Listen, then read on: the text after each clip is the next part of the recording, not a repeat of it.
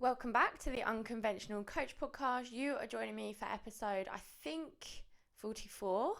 I hope I'm correct. I'm not even sure if I've done this subject before on the podcast, but it's something that sort of floats around a lot and comes up with a lot of clients and a lot of people just asking me in general. And that is about binge eating. And what I want to talk about in today's episode is the difference between binge eating and overeating, because quite often they can get mixed up. It's not uncommon for someone to message me and be like, oh, I had a binge. And then when we sort of dissect it and dial back to what actually happened, it's more like they had a planned overeating episode. Okay, so firstly, to touch on binge eating. Binge eating it's a really controversial subject in the fitness industry as well. A lot of people are like, as soon as you talk about binge eating, it's the same with like nutrition advice. Like every single online coach is like, PTs can't write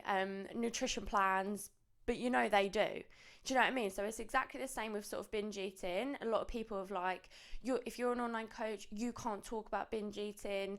And I agree to a certain extent. And I think there are definitely times when help needs to be outsourced from the NHS or whatever, like anything. Do you know what I mean? If I've got a client with an injury and I'm not quite sure how to help them, I'm not going to pretend that I do. Exactly the same with other things that crop up. And often binge eating it's so common, and it's the most common eating disorder at the moment, and that's only increased since the pandemic. And there are 100% times when, like I say, medical intervention needs to be done, it needs to be taken. But in my experience, binge eating, and I've probably helped about 50 to 100 women specifically with binge eating issues, not necessarily BED, which is binge eating disorder, but they have episodes of binging. And a lot of the time the cure to this is in education. It's in understanding that eating a bar of chocolate does not mean that you've ruined your diet. It does not mean that you're automatically going to gain a kilo of body fat overnight. So a lot of it lies in the education, but also the behavior around binge eating, because binge eating does become a habit. It becomes something that you do. And overeating per se is comfort. Like, people turn to food for comfort. It's not uncommon for you to have a stressed day and say, oh, I just want to sit on the sofa and I want to eat some chocolate. And the reason you do is because food makes you feel good. Food literally releases feel good hormones within your body. You've got serotonin and you've got oxytocin, and the taste takes your mind off of things. So it's not uncommon for people to turn to food for comfort, and I still turn to food for comfort, but that does not mean that I have a binge eating issue. Occasionally I may overindulge in a chocolate bar or two, especially when I'm on my period. Okay, so I personally think that binge eating, in my experience, can be helped through just an online coach. And I've had clients that, of course, I've said, look, I think you need some outside help, and we'll seek it. And there's nothing wrong with that. But a lot of it lies in the education and breaking down the habits. And to tell you the truth, a lot of clients that I've had who have, well, not a lot, say a handful of clients that I've had who I've then outsourced. I had one lady who was doing really well. She suffered with like binge eating, body dysmorphia, all that sort of thing. She was diagnosed as well, so she'd had medical help in the past and it hadn't helped her. We started working together and she did amazingly. The binge eating pretty much stopped for the couple months we were working with each other. She then got offered a place on like an NHS trial, or like an NHS program to help with the binge eating. And she approached me and was like, what do I do? Like, I don't think it'd be good for me to do coaching and this. And I said, look, do that, because obviously that's specifically designed for you. That's going to really help you. She had some other issues going on in her life. And I said, look, definitely go for it. So we ended our coaching. She went for this program with the NHS and it went to shit. The program was awful. Basically, they just encouraged her to eat 3 meals a day and not get hungry. And for a couple other people that I've spoken to who have had help with BED in the past, this has been the generic advice. Oh, eat 3 meals a day, don't allow yourself to get hungry, don't over exercise, keep snacks on you when you're out and about. And it's like, that is not going to help someone with a binge eating disorder, because they're still in this mindset that this is bad and this is good. Okay, so in my opinion, I believe that online coaches, I know online coaches can help people with episodes of binge eating. Again, binge eating tendencies, perhaps not BED, binge eating disorder. And some people might say, oh no, you shouldn't be allowed to do that, la la la. I know I've helped a lot of women stop binge eating. So I mean, Tony Robbins, for example. Tony Robbins was doing like a motivational speaking and almost life coaching without a qualification and without any experience. And he's helped fuck knows how many people. So if you can help someone. Do you know what I mean? I'm not going to not help people because someone says, oh, you shouldn't because you're not allowed. I can be like, well, here's 30 fucking women I've helped. So if you're not watching this, I swore at the camera. But okay, let's talk about binge eating and overeating. So a lot of it comes down to your perception. And what I'm trying to do in this podcast is basically differentiate and just help you understand the difference. Because like I say, a lot of people confuse overeating for binge eating. And I was explaining this to someone the other day that a lot of it comes down to perception. So for example, it's Easter coming up, okay? Easter eggs, I think, are the best chocolate. Let's be honest. Put it in the fridge. If you don't think Easter eggs belong in the fridge or chocolate doesn't belong in the fridge, you're weird, okay? Chocolate 100% belongs in the fridge. Easter egg in the fridge, cold. Oh, you crack it. I will easily eat a whole Easter egg in one go, okay? No guilt. I'll eat the whole egg because I want to. If I didn't want to, I wouldn't do it, okay? It's not a case of I don't have control. It's just, Easter eggs are just so moreish. So I will eat a whole Easter egg. So for me, that is not a big deal. For someone else, for example, let's just say you've got me and then you've got another girl, let's call her Rachel, okay? She is eating her Easter egg.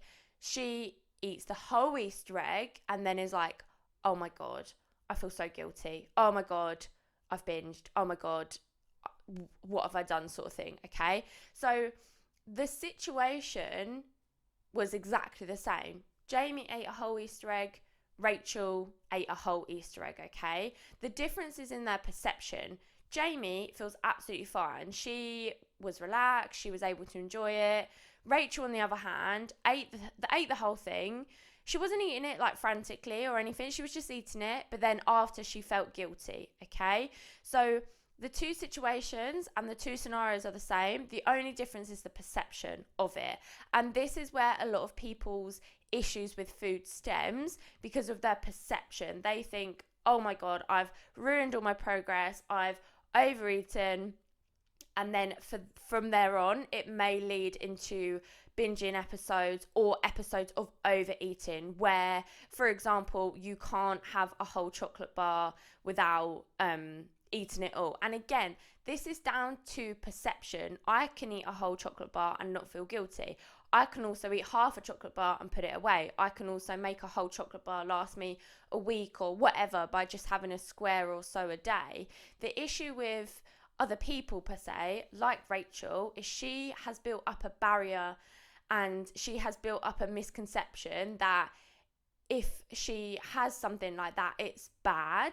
So she should eat the whole thing and get over with, okay? And that in itself is not binging, okay? That's overeating. And overeating is very much relaxed, and there will be guilt around it, but binging is so different. Okay, for example, binging, if you have a binge is characterized and it's described as like a short period of eating where you are eating frantically, almost like a numbness, like you don't really know what you're eating, you kind of like black out. And I can say that from my personal experiences with binging, that is what happened with me. I would something would trigger it, and I would binge.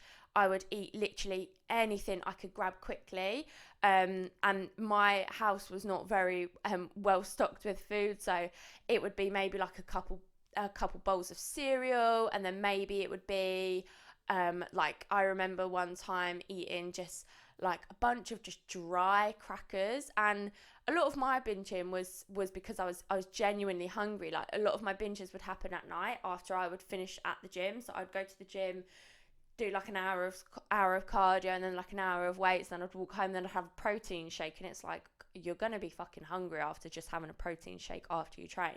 So that's where a lot of my binging stemmed. And you are numb, like it is just a case of just you eat and you can't even taste, and it's uncontrollable. Like you can't physically stop, and you eat to the point where you feel physically sick and full. And again, overeating is so different. Overeating can be, you ordered a pizza with your friends, you ate that, and then you ate a whole tub of ice cream. Okay, that's overeating. You've likely gone over your calories for the day. That is not binge eating. Okay, they're so different. And it's just about establishing what you are doing and what you are seeking. So when you are like comfort eating, you are seeking comfort, you're seeking feeling good, you're not trying to get anything else out of it but really that. And it's really tough, and they can be caused by a lot of things. Like even overeating can be caused by a lot of things. And if you are someone who is, I'm not going to talk more in depth about binge eating in this episode, because I know I've done other podcasts about it, and I can always do it in the future, but it's so complex and it's so individual. And it's, with binge eating, I would say that there are sort of three main triggers. There are barriers with food, so labeling food as good and bad, and having like trigger foods, where for me, like I used to work in metrics, which used to be like GNC, like the protein shops, and for me, I've said this before on another podcast, I would like purposely break tubs of peanut butter so I could write them off and eat the whole tub. Another trigger for me was protein bars, because I was like trying to follow like a paleo kind of diet where I only ate whole foods, never worked, because as soon as I saw a chocolate bar, I would binge. And protein bars became a trigger for me. So I remember I would eat a protein bar, and then I would have maybe 2 or 3 more, and I just couldn't stop. It was horrible. And what was I saying? I've lost my train of thought. Sorry, triggers for binging. Triggers. So yeah, labeling food as good and bad, having these barriers around food, and just lack of food freedom. Like if you say to yourself, I'm not allowed this, I'm not allowed that, wait till the weekend. The weekend is often where people either binge or they overeat. And again, the difference is in the circumstances around it, the circumstances around it. So you might say to yourself, no, I'm not allowed chocolate throughout the week, but then let's say of an evening on a Friday night, you have a bottle of wine and a big bar of Galaxy. That's overeating. That is not a binge. Again, another person, let's say that's Jaime. Jaime's done that. Jaime's had a bottle of wine. Oh my God, I couldn't have a bottle of wine. I get tipsy on one glass now. But let's say Jaime has a bottle of wine in the bath with a big bar of Galaxy. That does sound like a good night, to be honest. Okay, yeah, sorry, I'm like daydreaming of it. Right, she has that bar and the bottle of wine on the Saturday night. Rachel said to herself, I'm not allowed chocolate, I'm not allowed this, and then Saturday night comes round, she has a bottle of wine, she has a bar of chocolate, but then she goes into the cupboards and mindlessly eats for 20-30 minutes until she feels physically sick. That is binging. Okay, that's binging. Can be triggered by, like I say, barriers around food, labeling food as good or bad, over restriction. It can also be caused by not eating enough, like not eating enough calories. If you are hungry every single day, guess what? When you get and if you're restricting your food as well to certain types of food, when you then eat and eat a bit more, your body's going to want more. You're going to want to overeat. And that is where, again, the binging can happen. So you've got the mindset around food. You've got being genuinely hungry.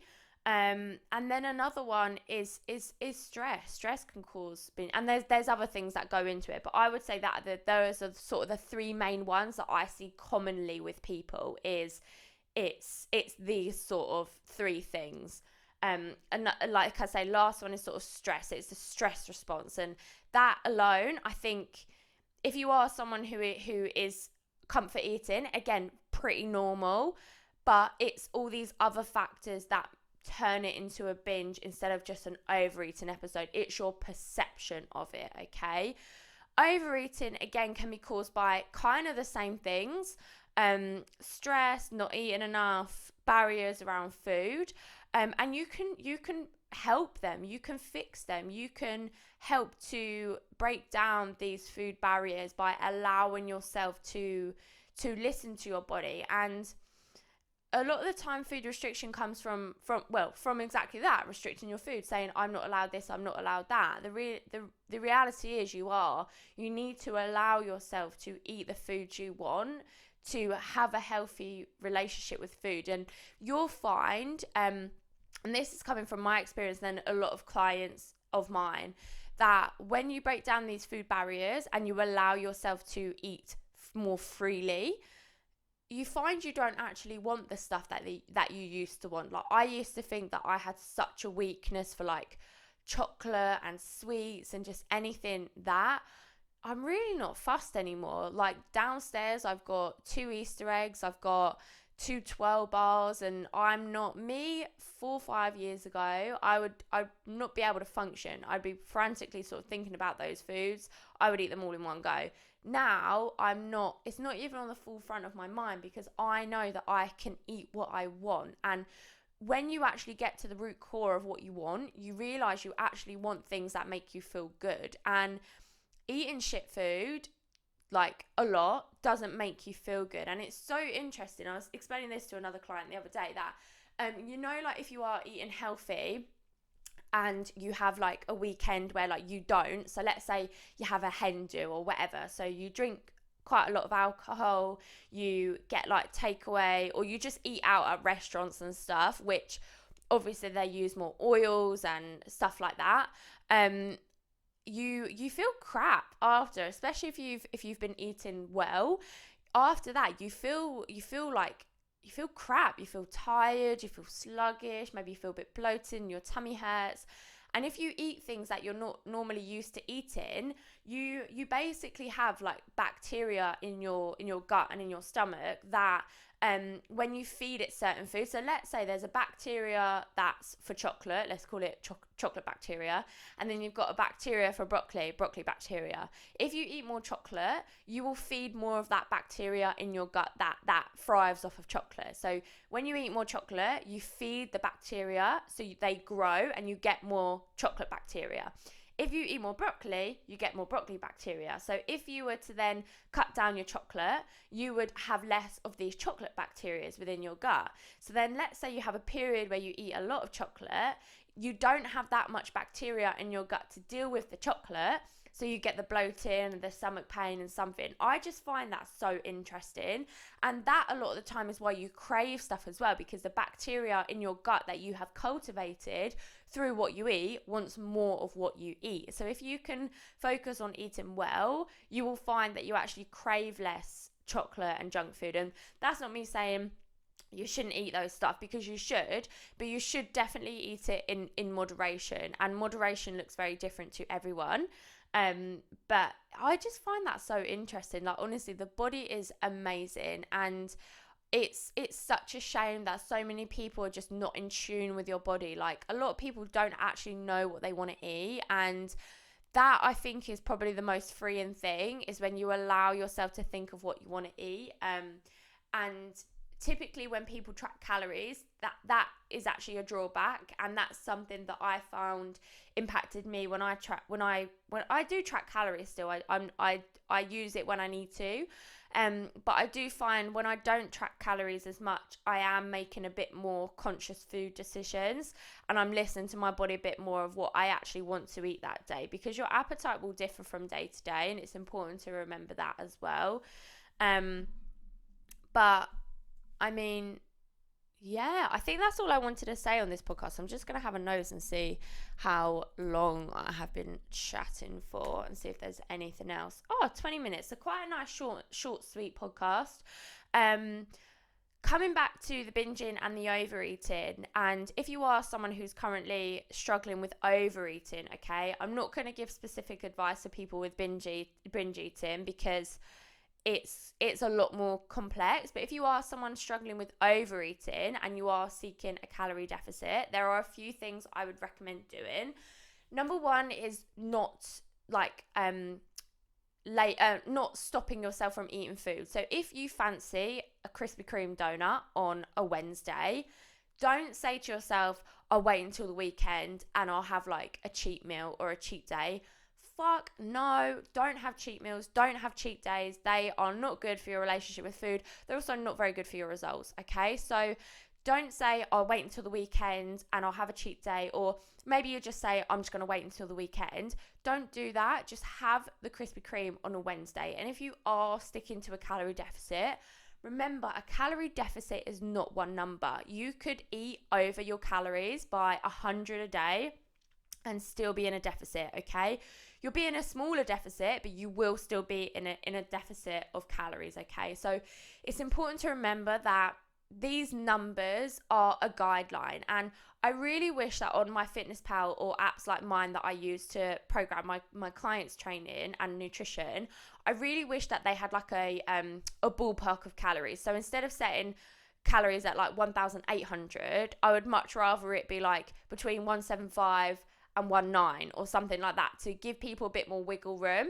And that's something I really emphasize with my clients, is don't feel like you have to 100% hit that number, because that again is where people get these misconceptions around food, and where they build up these barriers and these rules, like a lot of rules around food. And that's again a massive thing, is having all these rules of, oh, I can't go over this amount of calories, and I've got to hit this amount of protein. It's like, just relax, okay?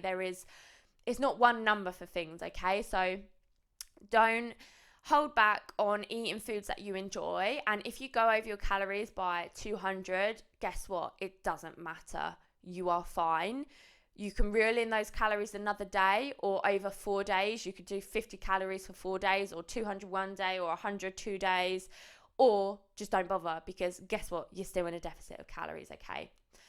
Next thing I would advise, if you are someone who is overeating, is a lot of the time overeating happens at the weekend, which is 100% normal, because at the weekend you spend time with your family, you relax, you enjoy not working for a lot of you. So a lot of you, the weekend can be an overeating phase. And if that is the case, dial back your calories a little bit in the week. If you are someone tracking calories and your calorie goal is 1,700 Monday to Sunday, but Saturday, Sunday you overeat and eat maybe 400 calories more, just reduce your calories by 100 a day in the week, if that makes sense. So instead of having a goal, I can't remember what number I said now. Let's use 2,000 because it's a bit easier. Let's say your daily calorie goal is 2,000 calories. At the weekend, you eat 2,500 on both days, okay? Instead of having 2,000 calories as your weekly goal, change it to 1,800 Monday to Friday. Saturday, Sunday, have 2,300 or whatever. And it's trial and error as well, because you can't guarantee that is still a deficit. So you have to play around a little bit and find your deficit from there. But if you are someone who, like I say, overeats at the weekend, that is really good. Or just having lower calorie options for yourself. So let's just say your boyfriend wants to order takeaway on a Saturday, and he wants to get pizza, instead of saying, well, he can get pizza and you could buy a pizza, or say, I'll have a small instead of a large, or I'll make my own pizza, or actually, babes, pizza takes me way over my calories, so can we have Nando's where I can plan it in a bit better? Do you know what I mean? Make all these compromises. And people often say to me, how do I stop my family from like ruining my progress? It's like, they're not doing it, you are. Do you know what I mean? Like, be open with them always. If someone's like, oh, my boyfriend wants to get takeaway, but I don't know if I'm going to go with my calories or not, just say, look, babe, I don't want to take away. I'm trying to lose weight. I don't want to take away this weekend. Okay, done and dusted. Okay, plan ahead for your weekend, either reducing the calories or make a smarter option. Make your pizza or get a different takeaway and whatever. Same with ice cream. Instead of having a tub of Ben & Jerry's, maybe get yourself a little tub. Those little tubs of Ben & Jerry's are only a couple hundred calories. Or be smart, get a tub of Halo Top for like £100 a pot, which is madness. But you can have the whole thing for like 300 calories. Aldi and Lidl do amazing low-calorie ice cream. I got a coffee and caramel one from Lidl's down the road, and oh my god, it was amazing. So Lidl's do really good low-calorie ice creams, like 350 calories for the whole tub. Do that, or like popcorn, stuff like that. If you still want to have a movie night and eat nice food, guess what you can? Instead of having a tub of brownies, you have Fibre One bars, or instead of sharing a big pack of popcorn, you buy yourself a little pack of popcorn. Do you know what I mean? It's all these little things you can do to still be involved. And if you say, oh, actually, I don't want to do that, well, fine, that's your choice. Just don't be mad if you don't end up losing weight and seeing the results you want. Sounds a bit harsh, but it's true. Another thing with overeating is to minimize stress, okay? A lot of the time, overeating stems from something, from an issue, from the fact that you hate your job. And if that's the case, well, maybe you should leave your job. And that might sound a bit out there, but ultimately your health and happiness is important. So if you have a job that is causing you physical, psychological pain, it's your responsibility to change it, okay? Your boss is not going to turn around and say, oh, I know I've been a dickhead to you recently. I'm going to start being really nice to you. They're probably not going to say that. So it's your responsibility to take control and do something about it, okay? If you're in a shit relationship that causes you to feel fucking miserable and overeat, then you need to get out of it, okay? If you spend time with family that you don't actually like and who bully you and make you feel like shit, guess what? You should probably cut them out of your life, because you have not got long enough to deal with that bullshit, okay? You have one life and it's important to live and enjoy it to the fullest, okay?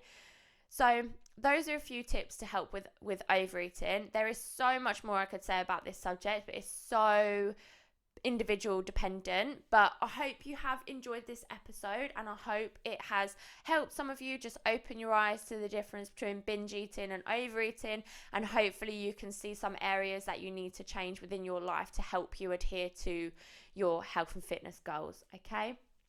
As always, thank you very much for watching, everyone. I hope you enjoyed this podcast. If you did, please share it on your socials. Don't forget to tag me. Please feel free to message me. I love getting your messages about the podcast. The best thing I think I've heard about the podcast is it's bingeable. Like, people say that they have binged the whole podcast in like a couple days, which is just amazing. So thank you so much. Have a great day, guys, and I'll catch you in the next podcast.